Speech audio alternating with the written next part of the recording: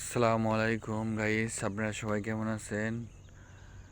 আজকে সকালে উঠে ফজর নামাজ পড়লাম। ফজর নামাজ পড়া এখন কবরস্থানে আসলাম। দেখেন সূর্যটা খুব লাল টুকটুকো, খুব সুন্দর।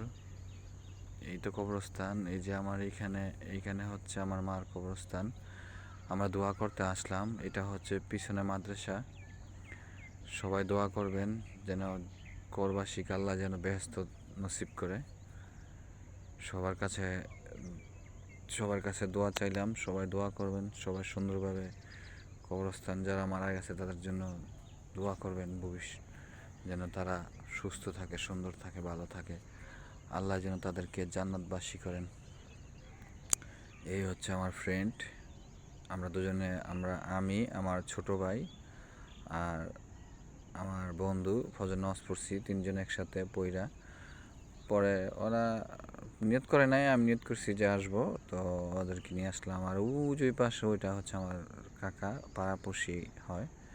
পাড়াপড়শি বলতে আমাদের বাড়ির সাথেই কাকা, আমাদের গণ্যমান্য একজন ব্যক্তি।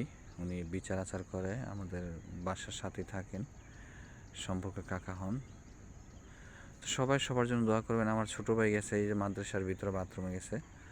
সবাই সবার জন্য দোয়া করবেন। এটা আমরা কবরস্থানে আসলাম। আর সবচেয়ে বড় কথা হচ্ছে ভাই, এটাই হচ্ছে আসল ঠিকানা। এটাই হচ্ছে 3.5 হাত মাটির তল যেতে হবে। আর এটাই হচ্ছে আসল ঠিকানা।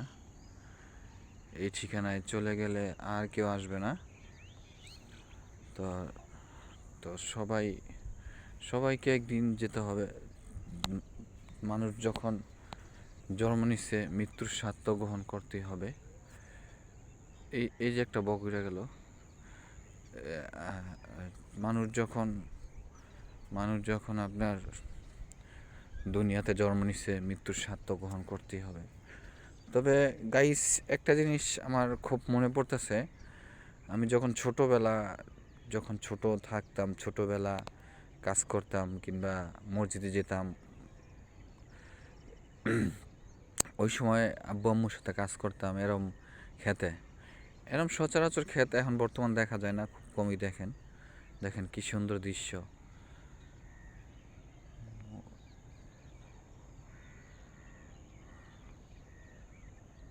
এরকম দৃশ্য বর্তমানে খুব কমই দেখা যায়।